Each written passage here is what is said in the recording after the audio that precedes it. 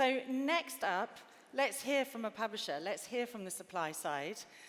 We had buy side this morning, but now I'd like to welcome to the stage Robert Blanc, who's the General Manager of E-commerce and Advertising at Axel Springer, and he's going to give the publisher premium view. Thanks. Hello, everyone. So I have the opportunity to talk almost the last one. And because it's so late, perhaps everyone stand up for shortly. Perhaps stand up and just shake a bit, that you can be very open for getting this into your head, what I have to say. If it's not in interest, you can even go out or scroll the screen. But just wanted to take the opportunity to get you a bit on the lane. So yeah, I wanted to talk about what a premium publisher's challenges are and how we take a look on the ecosystem by now. I'm in the German market mostly, but we are also, as you know, Axel Springer is also having a US business, and we're thinking, but I'm more looking onto the German. Oh, that was the wrong way. So what we're seeing is our challenge is we see it from both sides. So we have the legal situation, which is changing, the regulation is changing. We see that there is a lot of influence and unknowns on this part. And on the other hand, we have these tech challenges. So the ecosystem is changing in tech, the browsers are stopping things, and so they're restricting our access also to the user. And so these are both sides coming together. And so it's really important to put that both into the bucket and trying to understand how this is interfering with each other. And so, yeah, it's time for a change. And this change we all see, but it's coming, but it's slowly coming. It's not that fastly coming like some things, other things. But I just want to first go into what is the challenge overall for a publisher. It's always this one thing: advertising versus subscription. So it's an always-on challenge. It's, okay, what I do today, do I do this article in paid? Or do I do it for free? Do I make advertising revenue? Do I do subscription? You see different brands doing it differently, and it really depends on the brands you have. And so it's even Axel Springer, there are some different strategies by brands. Even in Germany, you have Reach brand, and then you have a more high education brand, which is more subscription. So this is a challenge. But it's interesting that even the big players of subscription like Netflix are doing advertising now. So we see that this is always this weighing against each other. And the new thing was coming up is the consent or pay model. You know, it is pure model, and this question in, do you want to pay with data? Do you want to consent? Or do you want to have an ad-free, tracking-free experience? It does show the user that there is value in it, in the content. There is this transaction between the user and the website. And even before, subscription was clear for him, but now it's also for the consent and the advertising and the data that seems to be some value. And so this is always very interesting for us. So we see a lot of challenges, see a lot of text here. I just want to go for a few things. So cookie is almost dead, so we have 60% of inventory which is at the moment not fully addressable anymore. It's mobile traffic, Safari, you know, all the challenges. So Chrome itself does not have the full 100% impact, although their market share is big. In Germany, there is still Firefox as well. There is a browsers building their own ecosystems, as you know. It's challenging from how they treat it and how they do the privacy, which is not bad, but you know, you have the ATT on Apple, and this is sometimes a bit tricky. There is some regulation, some investigation going on with a high advertising income, and on the other hand, stopping others to do that. Regulators, as I said before, they are pushing hardly for enforcement on a lot of ways, and they're coming up again and again. There are new acts, especially in Europe, for doing this. And the challenge here is the imbalance of an enforcement sometimes. You see the problem with the Irish DPA, And there's enforcement in Germany with 16 DPAs or 17. It's like crazy. You have even different states in Germany. DPA sees it differently how they want to enforce things. And this sometimes is even a competition problem. And then you have the ad blockers, and now the consent blockers. Yeah? So IO is building up an own ad tech stack. They're building an SSP and a DSP out of an ad blocker to make business. So it's interesting.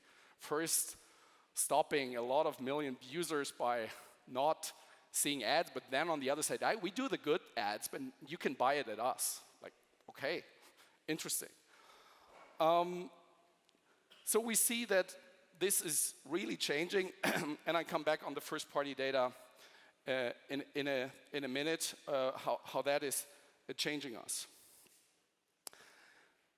So what we're seeing as a publisher, we're looking on the ad ecosystem, and I get a lot of calls from a lot of like ad tech companies and technology companies trying to help me. That's good on the one hand, but it's really it's really massive. So we have data clean rooms, which having the question, so there are 10 data clean rooms, so which one to choose from. Google is preparing, hopefully Michael will love it, that I said that there's a PAIR initiative about like a meta standard on top of the clean rooms. Let's see how this works out. Then there are ID marketplaces where there's always the question of who is the controller of that? There is this mix everything in, they help you, but then in the end, who is the police in there? Who is doing the enforcement? Is that right or wrong? That is a problem. It's better with data clean rooms because it's everyone sitting in each bucket and that helps you. Privacy sandbox, my lovely topic. Sometimes I do some LinkedIn posts and putting some critics, but also I'm not fully in critic, but there are questions in privacy sandbox. It's about like the governance and the control of the privacy sandbox. So where we are in 5 years, when privacy sandbox is perhaps in place, when the rules are changed, like what Apple did with ATT, could that be something which could happen in 5 years with privacy sandbox, and then you're standing in front of a problem?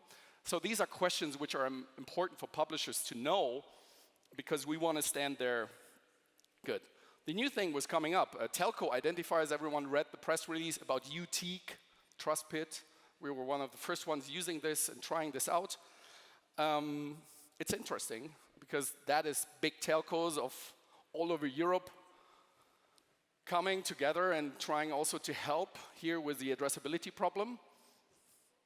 That's a valid, interesting project. And then it's seller-defined audiences. Tony loved this. It's out of Tech Lab. This is something where standards help you to gather together like the standardization of a first-party audience, and then you don't need the back channeling. So you can say, hey, this is automotive 30, please bid. The problem on these ones is how you protect this information if it goes through the supply chain, because if it's not protected, everyone can steal it during the delivery. So I like standardization, but we have to talk about the security. Contextual is also, again, about the control. Doing contextual standard, really good, also Tech Lab. But the question is how this is influenced by Europe. You see there are salt fishing and sea fishing in it. In Europe, I think that's not a big thing. But there is no La Ligue, Bundesliga, or Premier League in it, which is even a very big chunk of our traffic, perhaps. So this is the issue. And yeah, the last one is server to server. This is what coming in, where perhaps at the end we will not doing it client-side anymore. We will deliver the ads directly we're building the website, including the ad, and we'll deliver it right to the client without any client processing anymore. That could be definitely one step into the future. So what's the challenge on first-party data? First, stabilization. First-party data, even if you think your first-party cookie or your ID is stable, it's not. The people are deleting their browsers. They are coming up that what often even Apple is deleting it, I think, after 7 days, even your first-party cookie, and then you're a new user. So how you stabilize as a publisher your first-party ID or your first-party data? The one, it's a 12 o'clock thing last with Daniel Knapp, the same thing with the... I'll try to speak further. Great, thanks. Stabilization, as I said, is a key challenge. Quality and deepness of data. So how good is the quality from a publisher's data? Yeah, we are so good and we're so good data. It depends on the publisher. Some news is not that strong. It's more interest data. There is not that much intent data, which is normally higher paid. So the question is, how good? How make your data better? Can you ask your users if you have a trustful relationship with them? Scale. First-party data, one of the issues is how to scale first-party data to the advertisers. They love scale. They want to just buy very easily, very direct, very scalable, and then comes every single publisher, even if you're a big publishing house, and say, hey, you can buy my first-party data. Yeah, but it's complex. So how you can scale seller-defined audiences, as we said, there should be more scale and more work together on first-party initiatives, how you can scale that. Trust. Do you trust that data? Or do you just fill it with some data, just pretend that you have good data? Do the buyers trust this? Protect first-party data, as I said, in the supply chain. And yeah, the last one is that we work in a multi-ID universe. There is not one first-party data. There's a lot of like IDs. Even you're doing login alliances and so on. You have different even IDs. So how you get that back to this core first-party ID you have as a publisher. That is even a challenge, and there are these popping up as ID initiatives coming here and there and helping you, and so how you do that. So what is with contextual? That's the solution. Let's do contextual. Contextual is good. It's not a tech problem. So everyone telling, yeah, my classifier is better than yours. My magic is better than yours? No, it's not. It's about the politics and about trust and about like who is scraping this. Because sometimes we see at the moment, and this is kind of a problem for publishers, that a lot of companies are scraping the webs, doing the proxy and saying, hey, we have the contextual data of all publishers in the world and you can book with us, so we are happy. So a normal vendor would say, we help you with this one because we have all the websites scraped. For publishers, this is kind of, at the moment, a problem because there is value created out of scraping the websites where you're saying you get that ads, but the direct value is not really transacted to the publisher. So there is a question, poof. Okay, now without slides. So contextual is, this is one part, and then it's how this taxonomy is created. So how taxonomy, who is owning the taxonomy, how can it be more regional, how can it be more better designed with publishers in mind? Because normally at the moment contextual taxonomies are more or less designed for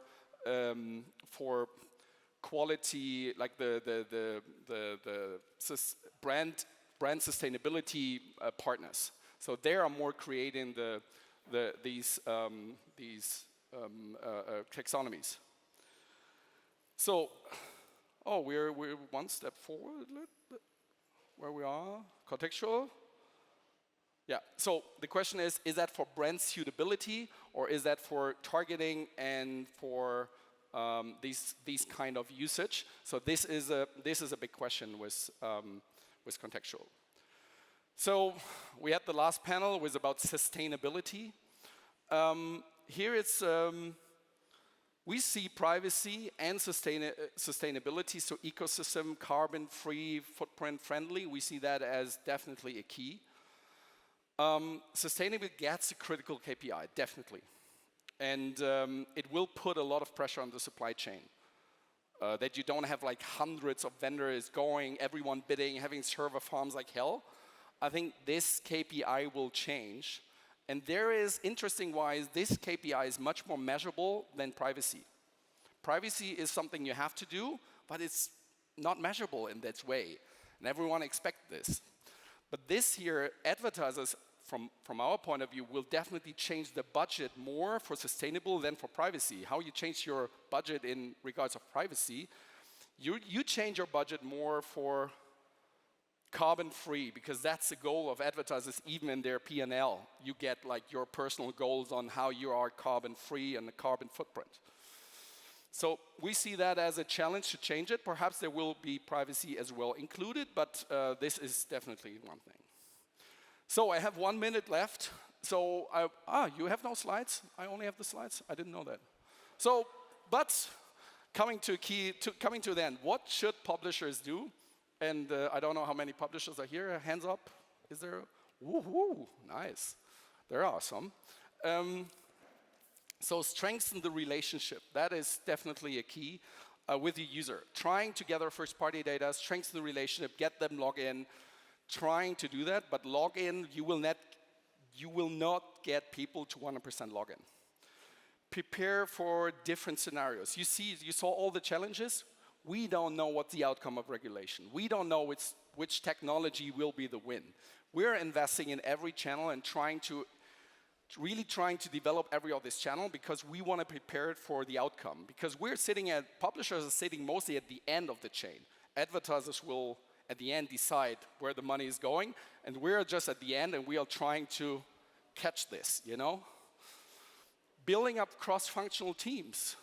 Don't build up, here's the legal department, here are the product guys, here are the tech guys, and here are the business guys. No, put that together, because the challenges are real because of all this together. You cannot put this alone. And the last one, I think Tony will really like it, engage in standards. We think engage in standards because publishers have to work together in standards because that's the only chance to work together. Sometimes not against, but against the platforms, because as Open Web, has to stand together and making scalable standards to also compete with on-platform winners. Thanks.